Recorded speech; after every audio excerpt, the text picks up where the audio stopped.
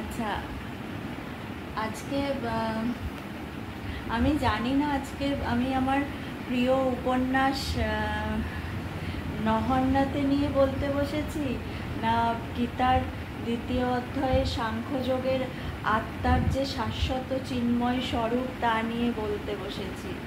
আমার মনে আছে ক্লাস 11-এ তখন গোখেল কলেজের কমন রুমে আমাদের তখন সবে মৈত্রী দেবীর সবে এই নহন্যাতে উপন্যাসটা তখন সবে পড়েছি এবং এই নিয়ে তখন আমাদের প্রচণ্ড উত্তেজনা। হ্যাঁ, তা এখন সেই উত্তেজনাটা হলো বেশি মানে মির্জা ইউক্লিডকে নিয়ে, যে তার যে সেই ফর্সা রং, কালো ব্যাকব্রাশ করা চুল, কপালে দুধার দিয়ে পড়ছে, পাহাড়িদের মতো তার কিছুটা মুখের গড়ন, সেই সব দিক থেকে সে আমাদের কাছে হিরো। এবার এই যে এই উপন্যাস তখন আমাদের সব নারী হৃদয়কেই নাড়া দিয়েছিল, এবার নাড়া দিয়েছে, কাঁদিয়েছে এবং সব কিছুই। এবার তখন সেই উপন্যাসের যে নামকরণ, যে নহন্যাতে, তখন এই ক্লাস 11-এ পড়া এই আমি কিন্তু এই নামকরণের মানেটা তখন কিন্তু আমি বুঝিনি। এখন যখন গীতা পড়ি বা যখন গীতা নিয়ে আলোচনা হয়, তখন যে শাশ্বত চিন্ময় যে আত্মার স্বরূপ নহন্যাতে কুরুক্ষেত্র যুদ্ধে শ্রীকৃষ্ণ অর্জুনকে যে বোঝানোর চেষ্টা করছে, তখন সেগুলো যখন এখন সেই মানেটা যখন বুঝেছি, তখন এই দুটো মিলিয়ে মনে হয় যে আপনাদের সঙ্গে যে একটু আলোচনা করলে একটু ভালো লাগবে। এই যে কুরুক্ষেত্রের যুদ্ধে কৃষ্ণ বলছেন যে জয়নং ব্যক্তি হন্তারং জয়শ্চিন্নং মন্যতে হতম উভে তনং বিজয়তং নায়ং হন্তি নহন্যতে, নায়ং হন্তি নহন্যতে। এই যে জয়নং ব্যক্তি হন্তারং, আমরা যে মনে করে যে কাউকে যে মারতে পারে, যে হন্তা যে কাউকে মারতে পারে, হন্তা যে কাউকে মারতে পারে বা যে কেউ কাউকে মারা যায়, দুজনেই জানে না যে এটা সম্ভব নয়, এটা সম্ভব নয়, উভয় তো না বিজয়ত, এটা সম্ভব নয়। না নায়ং হন্তি নহন্যতে, এই যে অসাধারণ কথা নহন্যতে, এই যে কতখানি মানে বিদগ্ধ রমণী এই মৈত্রী দেবী তার পরিণত বয়সে এই তার আর মির্জা ইলিয়টের যে একটি ভাবগ্রহ যে একটি তৈরি হয়েছিল সম্পর্ক, যা পরিণতি পায়নি, সেটা যে সুরেন্দ্রনাথ দাশগুপ্ত সেটি মেনে নেননি, তার জন্য চলে যেতে হয়েছিল ইলিয়টকে, এবং এই যে সম্পর্কটি, সেই সম্পর্কটি পরিণত পায়নি, কিন্তু সেই যে এই আত্মা সম্বন্ধে এই যে ধারণাটি নিয়ে তিনি যে লিখেছিলেন যে তাকে মারা যায় না, আত্মাকে যেমন মারা যায় না, হনন করা যায় না, এবং সেরকমই তাদের সম্পর্ক মারা যায় না। যে মনে করে যে কাউকে মারা সম্ভব বা সে তাদের সম্পর্ক কিন্তু মারা সম্ভব নয়। যেমন এই বইতেও সেই অমৃতা তখন কত ছোট, তখন কিন্তু তাদের সবে সম্পর্কটা হয়েছে, এবং অমৃতা তখন তার যে তার বাবা তো তাকে অত্যন্ত শিক্ষা দিয়ে এবং কবিগুরুর সে অত্যন্ত কাছের মানুষ ছিলেন, এবং তার হঠাৎ করে কবিতা বলতে ইচ্ছা হচ্ছে, তার যে কবিতা, যে শস্ত্র ছেড়ে না অগ্নি দহে না যারে, দেখবো তারেই অশ্রুর পারাবারে, পাগলের মতো দুহাত বাড়ায় ধরে অধরা প্রাণের আবার স্বয়ংবরে। চলো যাই দূরে যেখানে দাঁড়ায় কাল, ভেঙে চুরে দিয়ে ঝেড়ে ফেলে জঞ্জাল, শুধু হাতে নিয়ে মুক্ত প্রাণের দ্বীপ, নতুন বধূর কপালে পড়াবে টিপ। সেখানে যাবই যেখানে রয়েছে থেমে বাসর রাত্রি অবিচল কারু প্রেমে।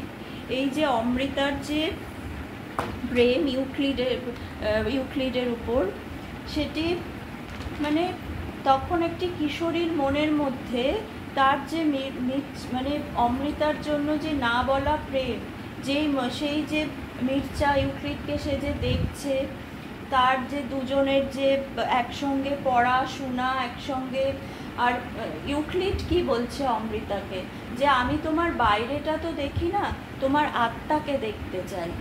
তাদের প্রেম পূর্ণতা পায়নি, মির্জাকে চলে যেতে হয়েছিল, এবং সেই যে চলে যাওয়ার যে দৃশ্যটা, সেই চলে যাওয়ার দৃশ্যটা যে মাঝখানে অমৃতা বারান্দার মাঝখানে দাঁড়িয়ে আছে, এবং সেই মাঝখানের ফাঁকটা দিয়ে দাঁড়িয়ে মির্জা নিচে দাঁড়িয়ে আছে, এবং ওই যে মাধবীলতা গাছটার কাছে যেখানে আগেও অমৃতা অপেক্ষা করত যে কখন মির্জা আসবে, মির্জার সঙ্গে সেখানে দাঁড়িয়ে তারা গল্প করতো, এবং সেই মাধবীলতার অল্প ছায়ার নিচে দিয়ে দাঁড়িয়ে দেখছে যে মির্জা দাঁড়িয়ে আছে, এবং তার যে যন্ত্রণা কাতর যে মুখটা, যেন আগুনের শলা যেন মির্জাকে কেউ বিচ্ছে, এবং সে তাকিয়ে তার দিকে যে বিদায় বলল, সেই যে এই যে কতটা কষ্ট দুজনের, সেইগুলো যে বর্ণনা করা আছে বইটার মধ্যে।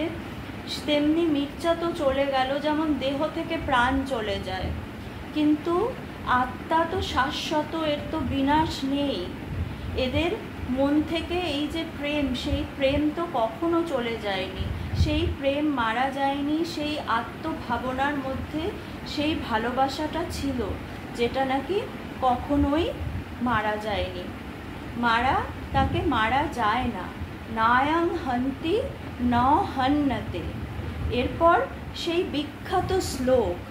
বিখ্যাত শ্লোক না জয়তে ম্রিয়তে বা কদাচিৎ, নায়ং ভূতা ভবিত বা নায়ং ভূয়ো, অজ নিত্য শাশ্বতঃ পুরাণ, ন হন্যতে হন্যমান শরীর, না হন্যতে হন্যমান শরীর।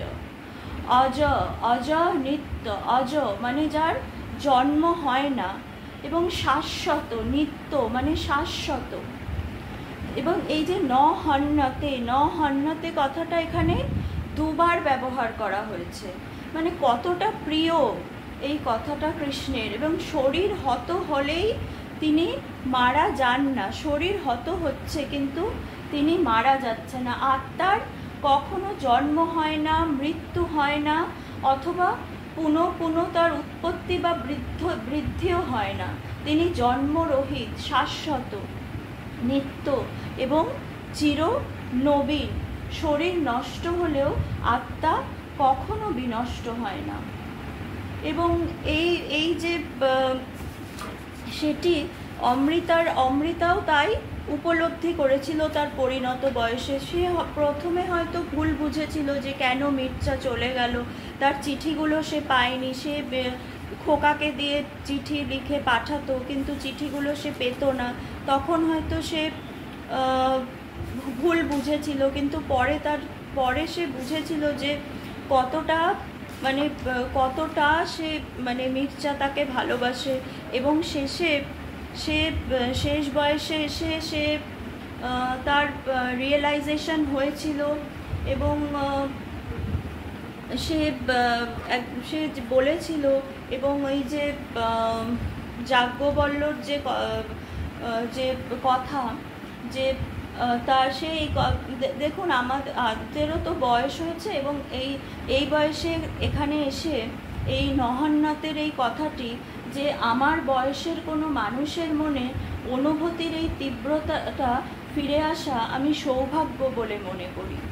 কার এ করুণা বুঝি না আর, কার হাতে আছে অফুরান ভাণ্ডার, জল নেমে যাওয়া ভাটার কাদার পরে গান কে জাগায় জল কল্লোল স্বরে। কি সৌভাগ্য, কি সৌভাগ্য হায়, কে পাঠায় ডাক অজ্ঞাত মোহনায়। এই অজ্ঞাত মোহনার দিকে তাকিয়ে আমি আর কাউকেই নয়, আমাকেই লাভ করছি। যাজ্ঞবল্ক্য বলেছেন, মানুষ অন্য কাউকে কিছু দিতে পারে না, নিজেকেই দেয়। আয় অন্তস্থ কামায় পুত্র প্রিয় ভবতি। পতির প্রতি প্রেম, পুত্রের প্রতি প্রেম সব আমাদের নিজের জন্যই, আমার আত্মাকেই তা পূর্ণ করে। তা এই যে এটা তো একটা মানে ফিলোসফিক্যাল পার্সপেক্টিভ, যে এটা হাইলাইট করে যে আমরা যে মানে এটা একটা interconnectedness of all things and the underlying self interest, যে আমরা কি করছি, আমাদের ছেলে মেয়েদের যে মানুষ করছি বা আমাদের স্বামীদের প্রতি যে কর্তব্য, সেটা কিসের থেকে, যে আমাদের নিজের প্রতি ভালোবাসার থেকে। এটা হয়তো একটু অন্যদিকে চলে গেলাম, কিন্তু এইটা কিন্তু মৈত্রী দেবী নিজের একটা আত্মোপলব্ধি থেকে লাস্টে বলেছিলেন। এবং এটি মানে কি বলবো, এই যে দুটি এই বইয়ের নামকরণ এবং এই যে গীতার মধ্যে এই যে আত্মা যে কখনো আত্মা শাশ্বত, আমাদের দেহ চলে যাবে, আমরা একদিন এই পৃথিবী ছেড়ে চলে যাব, কিন্তু আত্মা কখনো নষ্ট হয় না, বিনষ্ট হয় না। আমাদের কারোর সঙ্গে সম্পর্ক হয়, সেই সম্পর্ক সবসময় বিচ্ছেদ আনে, সম্পর্ক সবসময় বিচ্ছিন্ন হয়ে যাবে। এবং সেই সম্পর্ক তো কোনো সম্পর্কই থাকে না, শুধু ভগবানের সঙ্গে আমাদের যে শাশ্বত সম্পর্ক, এটি চিরকাল থেকে যাবে। এবং মির্জা গালিবের একটি শায়েরি দিয়ে এটি আমি শেষ করছি, যে তিনি খুব সুন্দর তার জীবন ধারণা, তিনি বলেছেন, পুরা জিন্দেগি জিনি পড়তি হ্যায়, पूरा जिंदगी जीनी पड़ती है एक दिन मरने के लिए, पूरा जिंदगी जीनी पड़ती है एक दिन मरने के लिए। তাই এটি হলো যে কি বলবো, মানে আমরা চলে যাব একদিন পৃথিবী থেকে, কিন্তু এই আত্মা শাশ্বত, এর কোনো মৃত্যু নেই, ক্ষয় নেই।